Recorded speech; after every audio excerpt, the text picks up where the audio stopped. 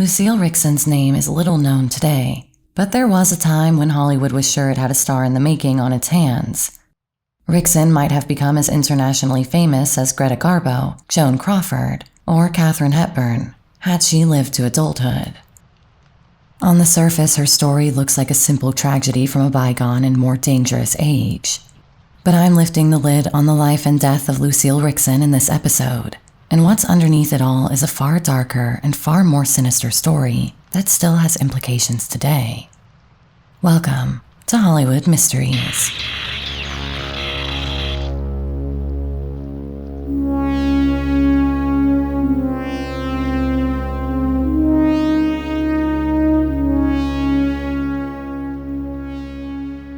Lucille Ricksen's life was always something of a mystery, even in her earliest years.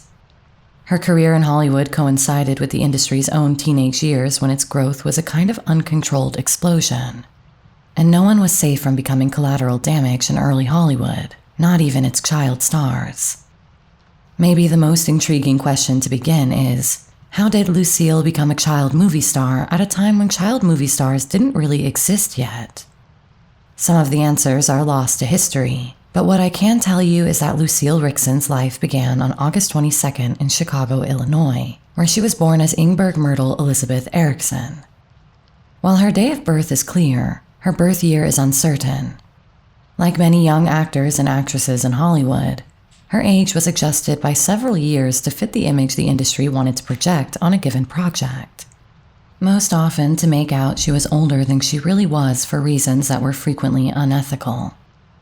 In any case, publicity material often claimed she was born in 1906, while her death certificate stated 1909. The most reliable record we have, the 1910 U.S. Census, states that she was likely born that same year. Her parents, Soren, later known as Samuel Erickson, a salesman, and Ingberg Nielsen, both came from Denmark and immigrated to the United States in the late 1800s. Lucille's older brother, Marshall, was born in 1907, 3 years before her. He would also later appear in a few silent films. While her background is somewhat obscure, we do know plenty about her career from an early age. Lucille meticulously chronicled her early years in the film industry. Her scrapbooks were filled with newspaper clippings and publicity photos, each carefully labeled with captions written in white ink. However, her dedication to documenting her career waned as time passed. While she continued acting in leading roles, fewer articles found their way into her scrapbook. Those that did were often hastily torn from publications, their edges jagged and uneven. The once careful arrangement of her memories gave way to disarray, and the end of her life was as murky as its beginning. Lucille's childhood was far from typical. She began working as a model when she was still a baby, her Nordic golden curls making her a standout among the other baby models. The jobs were demanding and required a well-behaved child, and moreover, they were not well paid. But it allowed the Erickson family to supplement their income. Lucille was soon established as a reliable and photogenic baby model, and as she grew, so did her opportunities for better paid work.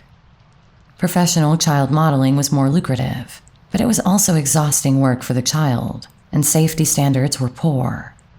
Heavy equipment, extremely hot lighting, and the constant danger of fires were merely the everyday risks. But both Lucille and her brother had the temperament for the work, and at age 4, young Ingberg Erickson adopted her more Americanized name of Lucille Ricksen. After a brief stint on Chicago's legitimate stage, her mother brought 5-year-old Lucille to S&A Studios on Argyle Street in 1915 with the intention of registering her for film work. By this time, most of America was abuzz with excitement about the growing movie industry, which was prominent in New York, Chicago, and more recently, a small community that had been established near Los Angeles, in an area known as Hollywood. Ingberg Erickson knew her daughter had what was needed to become a movie star, and the sooner she started, the better. Lucille later recalled her first trip to the studio. "A man my mother talked to picked me up and put me on a table," she wrote. "He pulled my curls and asked if he could have one. I shook my head no, and then he said, 'Well, I'll be nicer to you than that. I'm going to give you a part.'" That role as a Cupid in a Henry B. Walthall drama was the beginning of Lucille's acting career. Over the next 3 years, she played small parts at SNA and Selig Polyscope. In 1915, she appeared as Baby Erickson in The Millionaire Baby, a Grace Darmond film. However, this early success was about to take a sharp downward turn. By 1918, 8-year-old Lucille's family was in turmoil. Her parents' marriage had fallen apart, and Chicago's film industry was in decline. This was a particularly frustrating situation for Ingberg, who saw her children as no longer a way to supplement the family income, but in fact as the primary source of it. Lucille in particular had the potential to make the Ericksons fabulously rich. However, Samuel did not share his wife's drive and ambition to make the children into stars, and so Ingberg divorced her husband. At some time around 1919, she received a call from another Samuel Goldwyn. He told Ingberg to abandon Chicago and move to Hollywood, where the real opportunities were opening up. So Ingberg moved west to Los Angeles with Lucille and Marshall, hoping they could all find work in Hollywood. Soon after their arrival in Los Angeles, the family met with theater mogul F.A. Rothapfel. Rothapfel assured Ingberg that Lucille had the talent and charm to succeed in Hollywood. With the backing of both Rothapfel and Goldwyn, Ingberg knew she had an opportunity to hit the big time with Lucille. She wouldn't have long to wait for the big break to arrive. In 1920, Samuel Goldwyn signed Lucille to play the sweetheart of Johnny Jones in the Edgar comedy series. This was a hugely popular series at the time, and the films were short segments based on the adventures and emotions of Edgar Pomeroy by Booth Tarkington. Today, Tarkington is somewhat ironically largely known as the author who wrote The Magnificent Ambersons, with the ill-fated Orson Welles film's notoriety outstripping any fame the novel has today. However, in the 1910s and 1920s, Tarkington was widely considered America's greatest living novelist, and the serialization of any of his works into film was met with a lot of excitement and even some controversy, as cinema was still seen as a base form of entertainment compared to theater and literature. Tarkington's reputation evaporated after his death, but the Edgar series of films, all of which are lost today, were very popular in 1920, and 10-year-old Lucille was the apple of the audience's eye. However, Lucille was not being marketed as a 10-year-old, but rather as being 4 years older. Her mother had already sent her to pose nude for photographers in poses that were disturbingly mature in nature. Not only was Lucille being exhausted by the work, it is very clear she was being exploited by posing in seductive nude poses before she had even reached a double-digit age. Financially, however, everything was working out great for Ingberg. Her daughter's capacity for endless grueling shoots — she made 8 Edgar films in 1920 alone — and Ingberg's willingness to pose her daughter in shoots that most mothers would never dream of permitting was making her rich. The family settled into a plush apartment on Washington Boulevard in Culver City to be near Goldwyn Studios. For her part, Lucille seemed to be having a ball and was enjoying the attention, even if she was missing out on regular life for a 10-year-old. She quickly proved herself as a hard-working and enthusiastic young actress, and directors loved working with her. E. Mason Hopper, who directed her first film in the Edgar series, Edgar and the Teacher's Pet, received a handwritten note from Lucille. "I am very glad I got to play the leading part of the girl, and I hope I can make you very proud of me," she wrote in her neat cursive. "I think you are the most patient child's director I have ever known." She signed it warmly, "Lovingly, your little leading lady." Lucille also quickly became a favorite among studio executives, who admired her natural charm, energy, and ability to handle a variety of roles with ease. Lucille's character in the Edgar series, Alice Littlefield, was often playful and full of mischief, though she knew how to bring tenderness and sweetness to the screen when the story called for it. Off-camera, Lucille's playful nature didn't fade. She enjoyed pranking her friends and coworkers. One day, while exploring the wardrobe department at Goldwyn Studios, she discovered a pair of silver slippers with French heels. Delighted that they fit perfectly, she found silver stockings and a blue silk dress to complete the look. She even convinced the studio hairdresser to pin up her curls. Fully transformed into a movie diva who looked twice her age, she wandered back onto the studio lot. I asked someone if they had seen my sister, Lucille Ricksen, and they said no. Lucille finished work a while ago and went home. I nearly died laughing. I wish I could have a day like that every day, she later wrote in her journal. In the spring of 1921, Lucille and her brother Marshall joined countless other young actors at Goldwyn Studios to audition for The Old Nest. The film was based on a story by Rupert Hughes, Howard Hughes' uncle. Rupert Hughes would become a close friend of the Ricksen family during the shoot, which gave them even greater status in the industry. The movie was about the life of a devoted mother, played by Mary Alden, who raised her children only to watch them grow up, marry, and drift away. Many cast members from the Edgar series, including Lucille, won roles in the project. Even Marshall was cast in the film. After wrapping up work on the film, Lucille didn't have much time to rest, as she was sent out on a long publicity tour across the Midwest for the Edgar series. In this photo, you can see her sitting on the steps of Booth Tarkington's home, and if she looks a little glum, it's probably because they discovered the writer was not home after making the long journey out to visit him. Lucille found the summer of travel to be fascinating, and she preserved memories of that summer and early fall in her scrapbooks.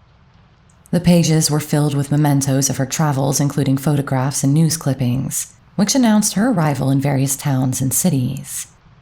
She showed her intelligence and wit by writing amusing captions beneath many of the pictures, and she wrote about the thrill and excitement she was experiencing on the trip. She participated in interviews, posed with local dignitaries, attended receptions, and appeared at department stores. She even took part in some creative publicity stunts designed to draw attention to her rising star. One particularly memorable event involved a contest sponsored by the Superior Telegram, a Michigan newspaper where readers were asked to guess Lucille's real age. Entries ranged from the absurd to the insightful. "I think she is 27 years old and 5 months and 10 days old," one person wrote. A person who can talk and act and travel all over like Lucille does has to be grown up. Another guessed she was just 2 years old, while one declared her 30. The newspaper left the answer ambiguous, stating, "She's too old to sit on her mother's lap, and not old enough to put her yellow curls up." In Duluth, Minnesota, a contest invited boys to submit their photos in a bid to resemble Johnny Jones, who played Edgar in the popular comedy series. Lucille had the honor of choosing the winner. Her appearances at theaters typically followed a consistent format. She performed scenes from Studioland, sharing stories about life on a movie set in her 4-hour daily school sessions at the studio.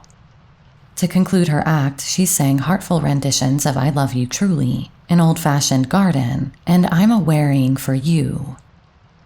Despite the demanding schedule, Lucille remained upbeat, telling the Superior Telegram, "I like spending my vacation this way. It's hard work, but I have my mother with me and she always sees that I'm comfy." Lucille's scrapbook picked out her visit to Indianapolis in September 1921 as a real highlight. She documented her time posing behind the wheel of a touring car and mingling with race car drivers Eddie Hearn and Jimmy Murphy at the famous racetrack. Ralph W. Lieber, the business manager of the Circle Theater in Indianapolis, was thoroughly charmed by Lucille. In a letter he gave her before her departure, he wrote, "Of course, being an old buck myself, it wouldn't do for me to say that your beautiful curls, that winning $1,000,000 smile, and your charming self have not only won me completely, but all of us." He also added a playful note in her autograph book, "The biggest vamp that ever came to this city. Watch your step." By the fall of 1921, Lucille was back in Hollywood, and she was filled with ambition. As she edged towards 12 years old, she was undergoing a transition as puberty set in. Something of an early developer, perhaps unsurprisingly, she was now set to start playing adult roles and working adult hours, although she had been doing the latter for many years already. She played varied roles in several films such as The Married Flapper, where she portrayed a niece imitating Marie Prévost's Flapper character, whom she starred with as well as Kenneth Harlan. As you can see in this photo of Lucille posing with the Married Flapper crew, she hardly resembled a girl who was not yet 12 years old by this point. In The Girl Who Ran Wild, she appeared as a schoolgirl who caught the attention of her teacher, played by Vernon Steele. She had a smaller role in Forsaking All Others alongside Colleen Moore and Cullen Landis. Lucille was thrilled to reunite with Rupert Hughes at Goldwyn Studios for the film Remembrance, where she played the daughter in a melodrama about a father struggling to support his family. Hughes directed her again in Look Your Best, casting her as a street urchin.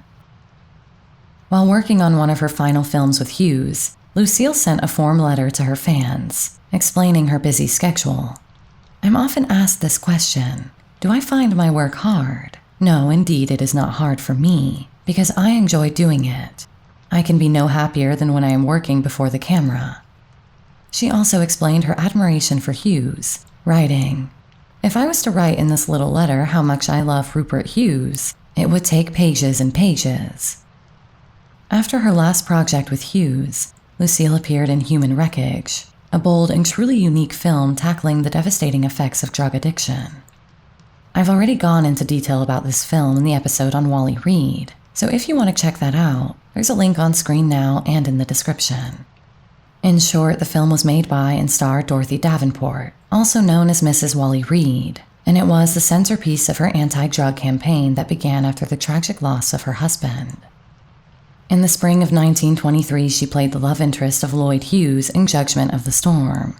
This was her first true adult role on screen, where she was very much the object of desire and the romantic leading lady, despite still being only 12 years old. Her performance won plenty of critical acclaim, and her star was rising. Producer Thomas H. Ince, impressed by Lucille Ricksen's exceptional talent, offered her a contract that propelled her into the next phase of her career, and her next film would be her most important so far. In the summer of 1923, she was sent to Goldwyn Studios to audition for the lead role in The Rendezvous. The decision to cast her was a huge shock, especially to the older, established stars who had been clamoring for the role. But Nealon wanted Ricksen, and the studio was happy to give her the role. The only adjustment they made was to tell the media she was 16, rather than 12, a fact that still afforded her the nickname of the youngest leading lady in the movies. Lucille was thrilled with the casting, and was immediately whisked away to San Francisco to begin shooting waterfront scenes for the film. The project was a major investment, and Nealon was one of Hollywood's most celebrated directors at the time. He was a good match for this film about the fate of a peasant girl during the Russian Revolution, which, it's worth noting, was still ongoing at the time the film was being shot. It felt like a dream come true for Lucille. The film featured a stellar cast, including Conrad Nagel, Richard Travers, Sidney Chaplin, Kate Lester, and Lucien Littlefield. In the film, Lucille played Vera, a young orphan who is revealed to be a Russian princess. Exiled to Siberia, she befriends an American lieutenant, Stanford, played by Nagel, who promises to rescue her. While waiting for his return, Vera is left in the care of a British sergeant, played by Sid Chaplin. The plot takes a dark turn when the province's cruel governor, Godunov, imprisons the sergeant and forces Vera into marriage. The marriage is never finalized, as Vera faints during the ceremony. In a dramatic twist, Vera seals Godunov inside a tomb, leaving him to his fate, and ultimately sails to America with Stanford. The film survived, and a copy is held by the Library of Congress. A reporter who visited the Goldwyn lot was struck by Lucille's ability to handle such an emotionally charged role. She marveled at the dramatic storyline, telling the journalist, "The Rendezvous is so dramatic. I'm a little Russian girl and I grow up to marry a horrid man who beats and misuses me, and all that sort of thing. Oh, it's wonderful." The reporter described Lucille as having been born under the shadow of a Lillian Gish complex, and noted how her maturity set her apart. "That makes her different," the journalist wrote. "It is almost uncanny how different she is. It makes you sorry and it makes you glad." These words would take on a more haunting tone later in Lucille's story. Lucille, meanwhile, admitted that she felt more at ease with adults than with children her own age. "They never say or do anything interesting or worthwhile," she explained. She found joy in the company of her colleagues on set. Conrad Nagel became a close family friend, while she was particularly fond of both Nealon and Sidney Chaplin. "Mr. Nealon is simply wonderful," she told an interviewer. "He's my best friend. Sid Chaplin and I had a perfectly screaming time the other day between scenes imitating people. Oh, what fun." However, the journalist wasn't the only one to figure that something wasn't quite right with the little girl living a Hollywood lifestyle that had already proved itself more than capable of ending the lives of full-grown adults, like Wally Reed and Olive Thomas. One of the most pressing rumors was about the nature of her relationship with Sidney Chaplin. When The Rendezvous was released, the Billboard published a piece suggesting the two had married in the fall of 1923. This particular claim seems unlikely, given Lucille's age and the strict control her mother, Ingberg, maintained over her life. Today, Lucille's surviving family dismisses the idea of a secret marriage. It's true that her personal papers and scrapbooks hold no evidence to support it, but whether she was engaged in a romantic or sexual relationship with Chaplin at this time remains uncertain. But Chaplin's reputation as having a preference for very young girls, and his general obsession with sexual conquests, surely raises a few questions. Sid Chaplin's career effectively ended in 1929, when actress Molly Wright accused him of sexual assault. Despite the gossip, Lucille's performance in The Rendezvous earned her serious attention. Variety acknowledged her growing talent, writing, "Lucille Ricksen, the feminine contingent, is alleged to have been around the studios for some time, but it looks as if this vehicle can be designated as her first instance of an empathetic bid for attention, and it should lead to further prominence." Her career gained even more momentum when she was named one of the 1924 Wampas Baby Stars, a major honor awarded to promising young actresses. One of her fellow alumni that year was Clara Bow. Director Albert Doris wrote of her inclusion in the list with glowing praise. "This kitty is like a wonderful violin, fairly attractive to look at when not in use, but when called upon to deliver, there springs into existence that gloriously fascinating something which all players should have, but which seldom ever comes except with generous maturity." Doris went on to describe her as a finished actress, yet a mere child, marveling at her ability to embody complex characters despite her young age. He concluded, "All she requires is her health, for she is about to embark on a career so full of opportunities that a steam shovel will be required to keep her pathway clear of attractive offers." As 1924 unfolded, Lucille's work schedule became relentless. That same year, Lucille starred in The Hillbilly, where she played a spirited mountain girl who saves Jack Pickford from drowning and then marries him. Early promotions for the film revealed that the story was a reimagining of one of Mary Pickford's earlier works. Mary herself chose Lucille for the part and reportedly spent significant time helping to perfect her costume and makeup.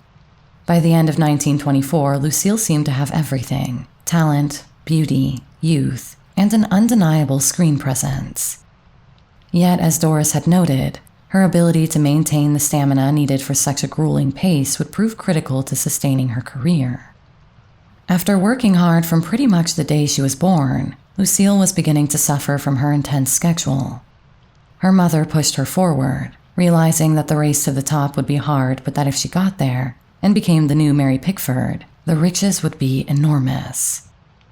In Behind the Curtain, a murder mystery, Lucille Ricksen's performance stood out among a talented cast that included Johnny Herron and Winifred Bryson. Variety once again gave her a great review, writing, "Lucille Ricksen is her usual superlatively sweet self, quite enough to win her a raft of new admirers."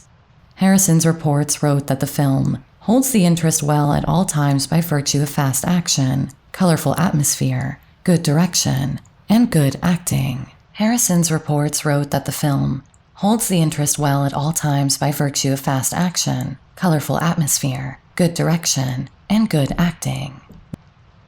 Lucille's work in Vanity's Price, a feature starring Anna Q. Nilsson, also won recognition. Harrison's reports again were glowing and described her as a newcomer and a really young one, whose performance hinted at a bright future.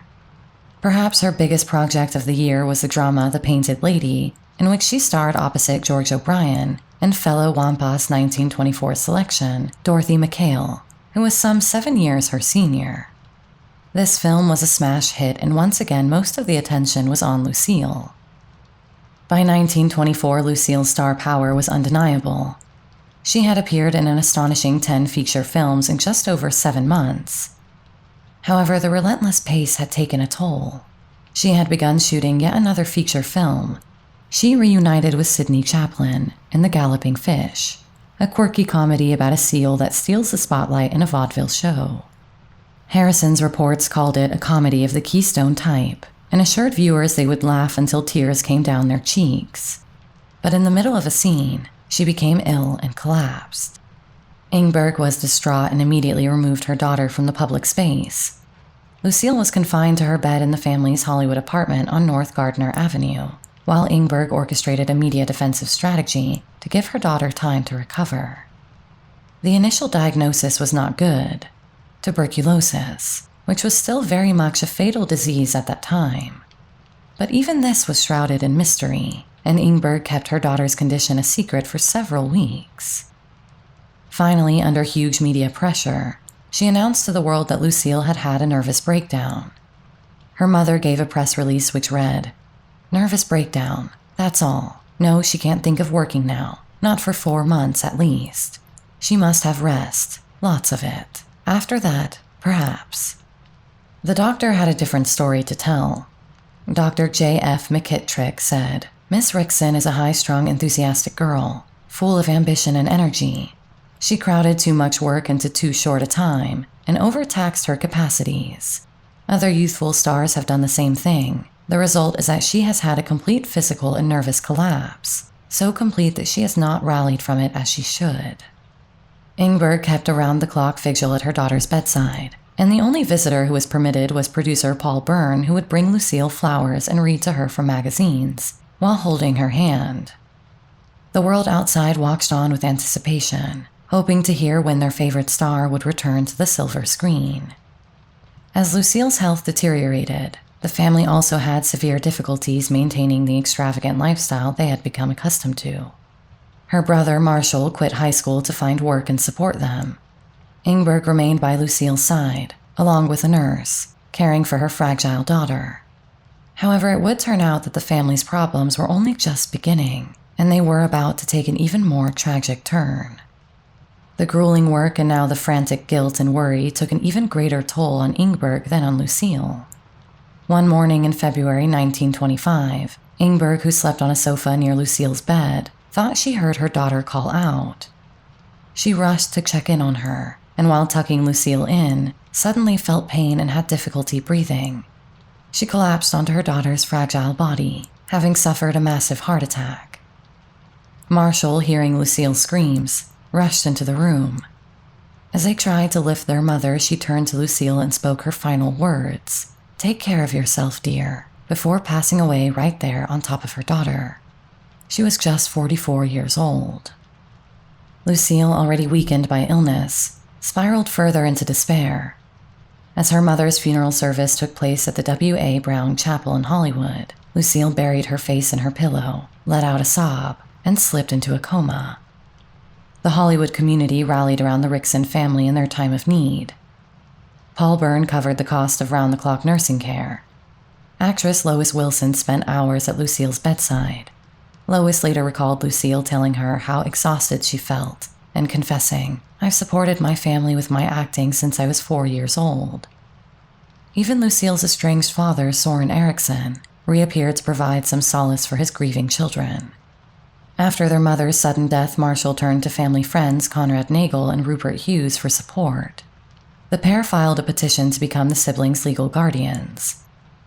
Lucille, now gravely ill and overcome with grief, seemed to sense that her time was running out.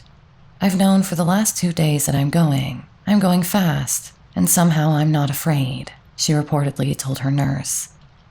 On the morning of Friday, March 13th, 1925, Lucille died at the age of just 14. She was surrounded by her brother, her father Soren, and actress Lois Wilson, who had remained a constant presence by her side.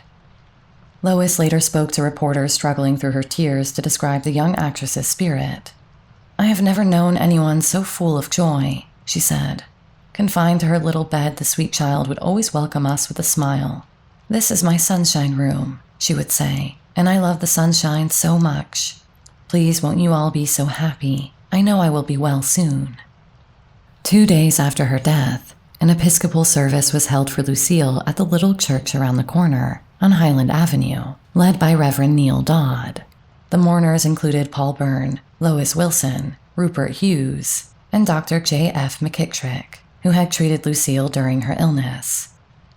Her ashes were placed alongside her mother's in a bronze urn, which was interred in the Columbarium of Hope at Forest Lawn Memorial Park in Glendale.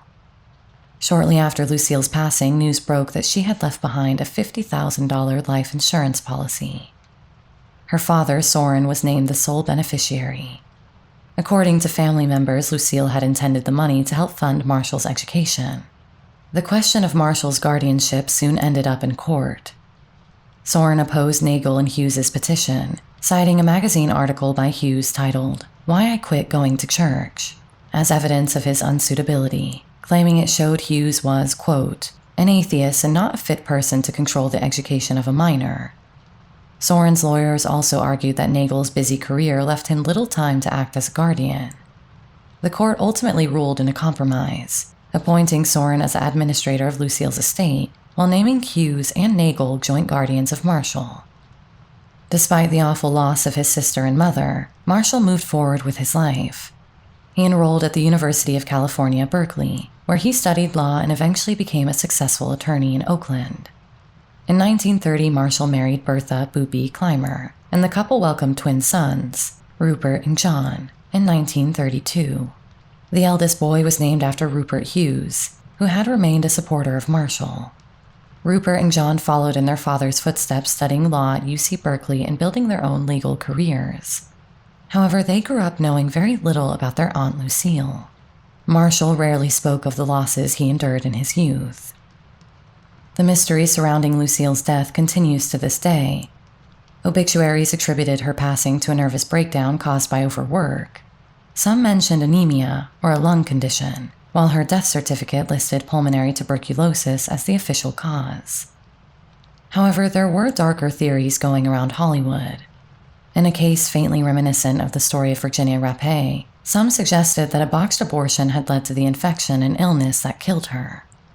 While Rapé's story is horrifying enough, and you can check out my detailed look at her life in our video on her, linked on screen and in the description, Lucille's age makes this theory all the more sinister. If she had been pregnant, there is little doubt that a hyperprotective mother like Ingberg would have kept this information a tight secret, not least because of the fact it was considered a serious crime in those days. So it's unlikely there would have ever been any evidence. Something tells me this story is, unfortunately, not merely a wild theory but one that might have some weight. Which of course begs the question of who the father is. Her death led the media to start questioning Hollywood about the exploitation of child actors. What responsibility should figures like Samuel Goldwyn, Marshall Nealand, and Rupert Hughes bear for not only enabling, but actively encouraging a child to work on 10 feature films in 7 months? And furthermore, what responsibility should her mother and father bear for working their children so hard for money from such a young age? One commentator observed, "The child at best is a frail little being. When should it ever be used for profit?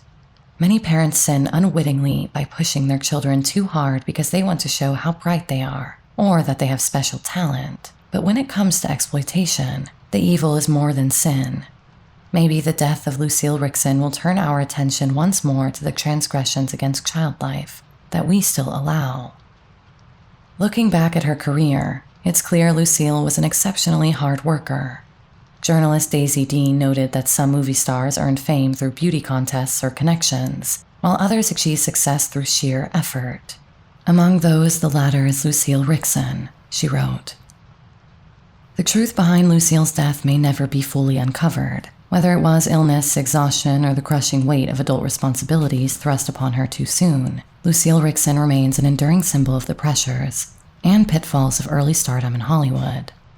And there are examples of this still playing out today. Although she is forgotten today, at the time of her death her fame was enormous. She was unique and surely would have gone on to become a major star as an adult, at least for the remainder of the silent era. Albert Doris captured her enigmatic nature in 1924, writing, "She is the surprise package of filmland, the strangest conglomeration of contradictions and possibilities ever incorporated into one little body. Perhaps she is the reincarnation of the Sphinx, that antique pile of rocks carelessly left out in the desert for a flock of centuries is just about as unexplainable as Lucille." Another journalist described her with equal fascination. "She is young and she is old, and accomplished it all at once. Mentally, she is trying to gobble up life in huge mouthfuls, and thank goodness, indigestion hasn't yet set in." Lucille's death remains one of Hollywood's most tragic and puzzling stories. Even in the rare instances where her name resurfaces, there is obscurity and false information. In Michel Hazanavicius' Oscar-winning film The Artist from 2011, you can spot a photo article about Lucille, who is noted as a newcomer in the industry. But the article is dated to 1929, a year she did not live to see by some 4 years. That's all for this episode. A sad tale this time, but one we can all learn something from. If you enjoyed the episode, please consider liking, sharing the video with a friend, and most important of all, subscribing if you haven't already. Until next week, sweet dreams.